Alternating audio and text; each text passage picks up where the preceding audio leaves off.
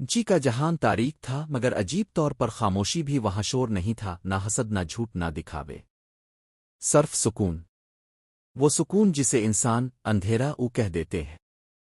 شروع میں پرسیفونی خوف زدہ رہی، لیکن دھیرے دھیرے اسے احساس ہونے لگا کہ وہ یہاں قید نہیں، وہ یہاں محفوظ ہے۔ آؤرس نے اس سے کبھی کوئی مطالبہ نہیں کیا۔ وہ اس کی طرف نظریں اٹھا کر بھی دیکھنے سے پہلے کئی دن تک سوچتا رہا کہ اسے تکلیف نہ ہو۔ وہ اسے ایک تخت ضرور پیش کرتا، مگر اس پر بیٹھنے پر کبھی مجبور نہ کرتا۔ وہ اسے رانی تو بنانا چاہتا تھا، مگر اس کی مرضی کے بغیر نہیں۔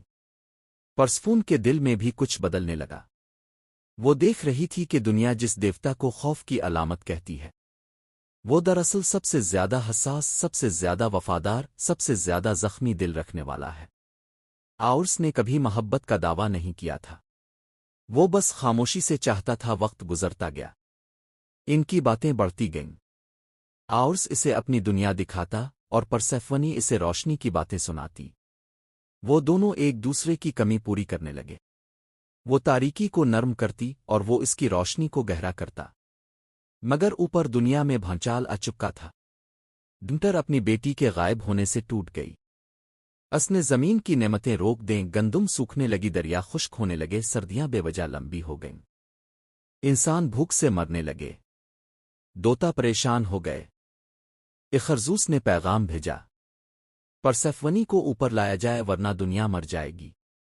سن کر پرسیفونی کا دل ڈوب گیا۔ وہ اپنی ماں سے محبت کرتی تھی، اور ہیریس سے بھی ڈر نہیں، محبت ہی بننے لگی تھی۔ اس کشمکش میں اس نے وہ اناج کھایا جسے انار کے دانے کہتے ہیں۔ کہتی ہیں کہ جو ان دانوں کو کھا لے وہ نیچے کے جہان سے ہمیشہ جڑا رہ جاتا ہے۔ اس نے دانے کیوں کھائے؟ شاید انجانے میں، شاید دل کے کہنے پر، شاید اس لیے کہ وہ ہمیشہ کے لیے جانا نہیں چاہتی تھی۔ اوپر کے دیوتاؤں نے فیصلہ سنا دیا، پرسفون سال کا آدھا حصہ اوپر رہے گی اپنی ماں کے ساتھ دنیا میں بہار لاتے ہوئے، اور آدھا حصہ نیچے ہیریس کے ساتھ تاریکی میں محبت کی روشنی بن کر۔ جب پرسیفونی پہلی بار اوپر آئی، ماں کی باہوں میں گری زمین نے دوبارہ سانس لیا۔ پیول کھلنے لگے، دریا بہنے لگے، فصلیں لہلہا اٹھیں۔ موسم بہار تھا، وہ موسم جو پرسیفونی کی مسکراہٹ سے جنم لیتا تھا۔